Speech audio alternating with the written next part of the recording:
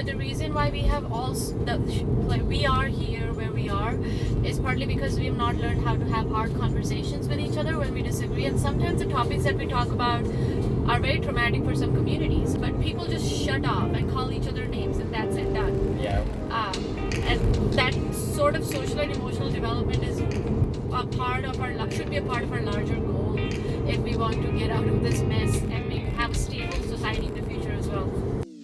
Welcome back to another episode where I lift in a Tesla, and for those who are just joining, I have been driving around for Lyft with the Tesla Model 3, which has been amazing. People have such great reactions, and we have such awesome conversations in the Lyft ride in general.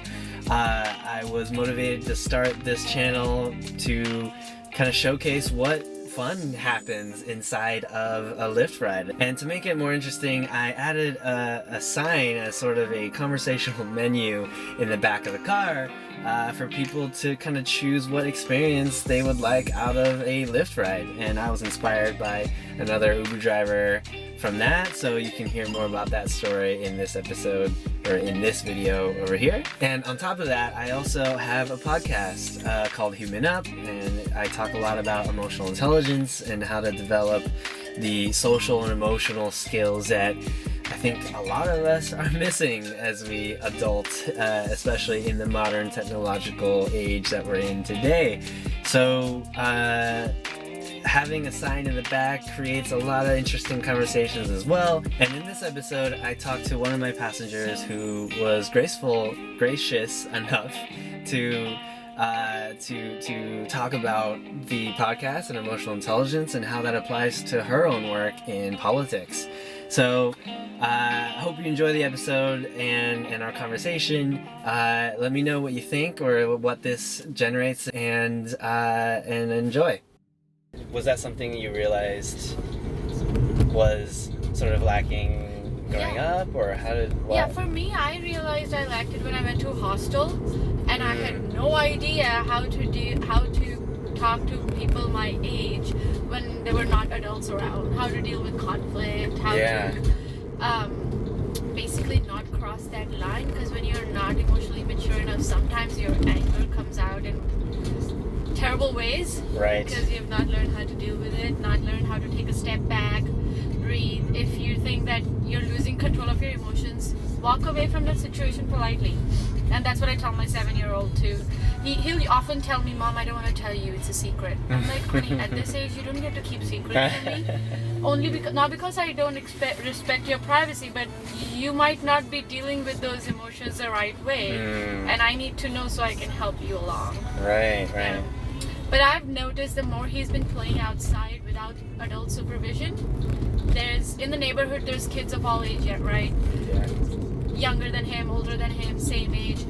He's learned by playing with younger kids younger than him, on how to deal with that, how to deal with emotions, because he would get frustrated at his younger friends, and I'd be like, "Yeah, no, you did that a year ago." I think that's also like a very crucial age to start to develop that too. Like 0 to 4 years old is actually very crucial. It doesn't mean that if you didn't do it, then you missed right. time. But 0 to 4 years is very important for emotional and social development. And that is why in America that is one of the reasons why we have this sort of aggressive, combative culture. Yep. Is because we don't have universal pre-K, quality universal pre-K. If you say that to anybody else in the developed world, they'd be shocked. Yeah. And we are the only country in the world that funds the schools the way we do, where it's property taxes, so richer areas get better schools than the poorer areas because of property values. France, Finland, the countries that have some of the best education systems in the world, don't test their students. They focus on emotional and social development for the first few years, and they basically, when parents are moving, you don't have to think about, is it a good school district, because you're guaranteed a good education no matter where you live. Not focused on the topics or the hard subjects, but more so how to develop as humans. Yeah. We don't teach people how to be human sometimes. Yeah, and you think about that is some of the most important thing, right? Because people think that politics is this one thing that if you don't get involved in that, somehow everything will still work out. But the reason why we have we are here where we are is partly because we have not learned how to have hard conversations with each other when we disagree. And sometimes the topics that we talk about are very traumatic for some communities, like police violence for the Black community, Native genocide with the Native American community. Yeah. But people just shut off and call each other names, and that's it, done. Yeah. And that sort of social and emotional development is should be a part of our larger goal if we want to get out of this mess and have a stable society in the future as well. That's so important. Yeah. And that's why I've been so interested in trying to talk about this, because I think not a lot of people are. And what is it though? What prevents us from? I know it's a hard conversation, obviously, and it's hard not to, I guess, maybe either offend somebody or to start talking about something where it gets out of control, because feelings do get in the way, then emotions do get in the way. Yep. So how do you make sure it's a productive thing? Is it sort of separating what? Going into the conversation knowing that you will probably not change the mind of the person you're talking to. Conversations cannot be haha I win kind of shit. That's right. It has to be that, okay, why do you think that way? And listen to them, give them the space to explain why they are the way they are, why they think the way they think. And the most you can do in that moment is then give a counterpoint to why you think your point of view is better. Thank them for sharing that information. And the reason I say that is the best way to do it is because often when you leave that conversation like that in good faith, the thing that you said sits with people. Yeah. And if you did make a good logical argument, oftentimes people, when you meet them a week later, a month later, they're like, you know what, the thing you said, it got me thinking. After they kind of process it. Yeah, because you gave them the space. You did not immediately call them racist, sexist, misogynist. Labels are Even though what they might be saying might come into those categories, but if the goal that you have in your life is moving past those cultural prejudices and thoughts, you have to give people the space to express themselves and make sure they're heard. And the thing is, it requires a little bit of emotional labor. It does. And our culture and has patience that we don't have. Yeah. Before the conversation, during the conversation, and treating the other person with humanity, because people don't just become what they are out of nowhere. They were told certain things by the media, by their parents, by their school teachers, and that forms their worldview, and they might have had certain experiences. So we have to work with each other to break that down. And instead of discouraging that, no, you can't talk politics, or it's rude to talk about politics, or it's rude to talk about religion or money, we should be teaching kids how to have those conversations without it devolving into right. Yeah, I mean, and that's the thing, is a lot of those topics become taboo or because it's so hard to talk about, we don't even address it. And the long-term impacts of that are so terrible, because you and I don't get to talk about politics, but our landlords, our billionaires, the corporate owners, all of these insurance companies, they all are involved in politics, and we are not, because it's too much labor, because we are tired of working, tired of having these conflict conversations. We have a long way to go, and actually emotional labor is a part of that development. Right, and so emotional labor, that's the hard, having to put in the work to be comfortable with those emotions and to be vulnerable in that sense. That's something, I don't know if anybody could, we can't necessarily tell people, hey, just be be good with your emotions. It's they have to kind of develop that themselves and come to it on their own. Yeah. And that's the hardest part, though, is, as much as even what I'm trying to do and talk about emotional intelligence and get that awareness out there, there's only so much I can say to just everybody needs to do this, because I can't, you know.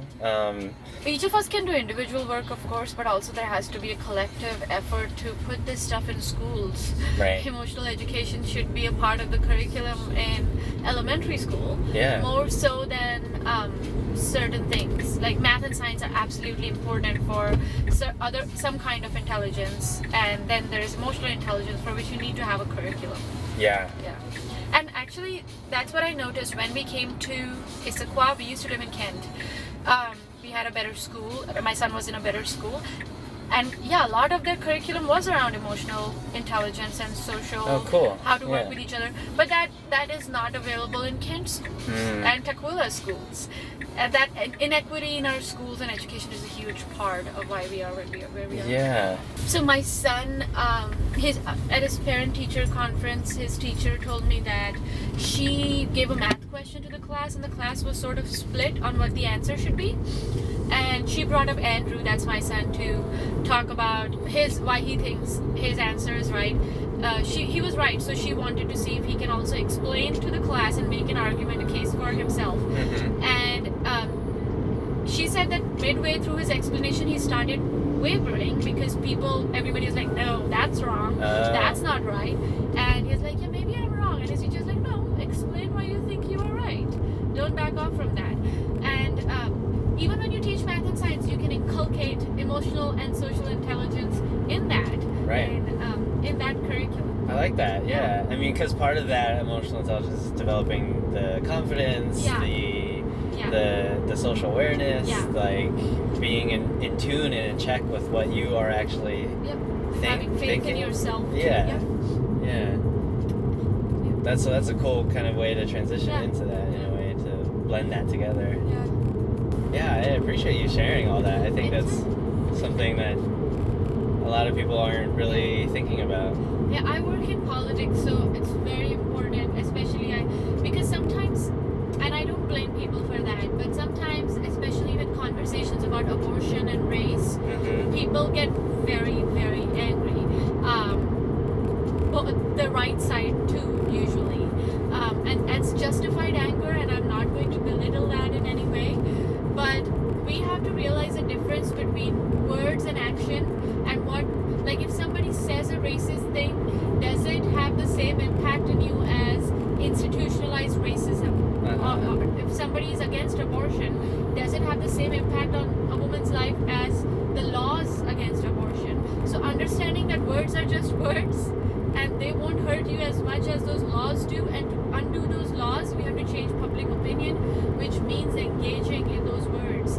And because that's the thing. It's we want to say that words aren't as important as the actions, but again, like it does start from there. It hurts, right? And it's some psychological damage is like true. It's not. I'm not minimizing that in any respect. Right. But the way you counter that is having your own community of little people, like people who agree with you, and switching off from those conversations quite often, and making sure that you're giving yourself the space and the time to recover as well from having these hard conversations all the time.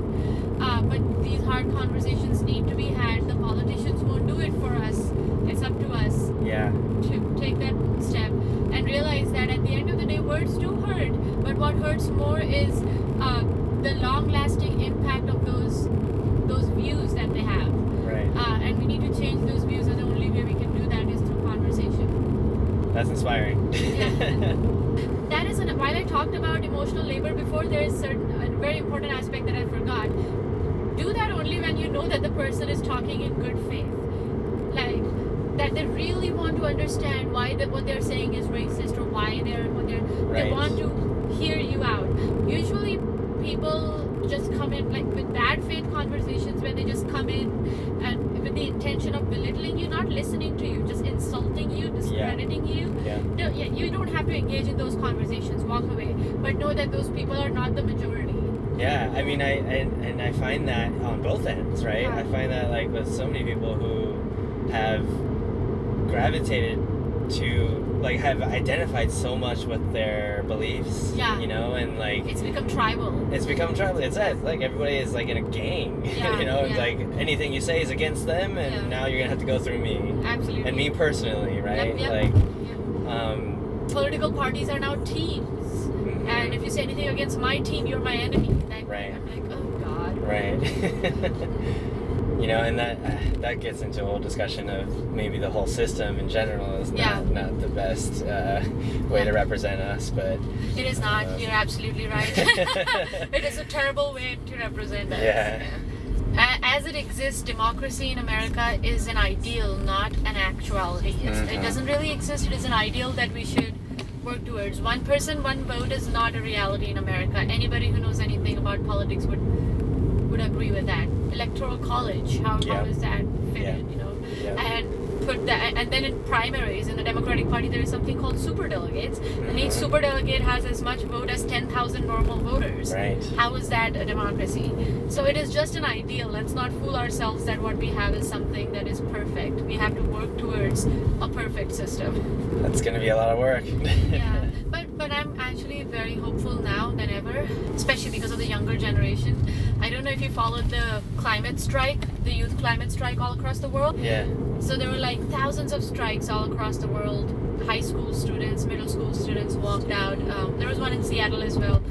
And this generation, so there are certain things that happened in movements in the past that are not happening now. Like when the women's movement was happening, suffrage, the suffragette movement, the fight for the right for the vote.